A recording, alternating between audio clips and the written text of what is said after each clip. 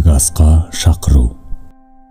Өмір сыйладың Анамыз Төлебай қызы Оразгүл Тәңірберген келіні. Көңілде мына сан құрып көктем, маңдайды майда самал жел өпкен. Анашым бізді жыр бесікке бөлеп, өлеңге орап, құндақтап кеткен. Тағдыр тауқымет тоқтамай сынап, тұрып кетеміз, жатсақ та құлап.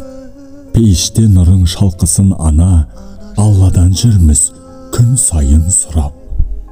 Алладан тілеп, күн сайын сұрап, аңсайды ұлың, қызың келмейсің бірақ. Сағынған кезде өлеңді арнап, көрсетпей ғана аламыз жылап.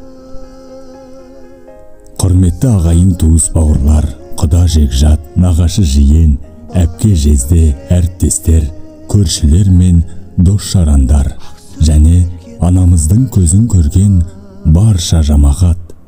Сіздерді ардақты анамыз Төлебай қызы Оразгүл Тәңірберген келінінің 40 күндік асына шақырамыз.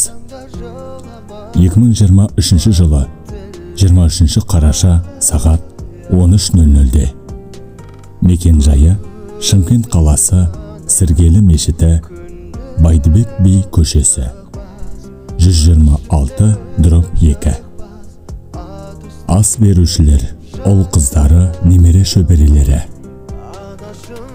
22 қараша 2023 жылы сағат 19:00-де қонақ асы өз үйінде өтеді.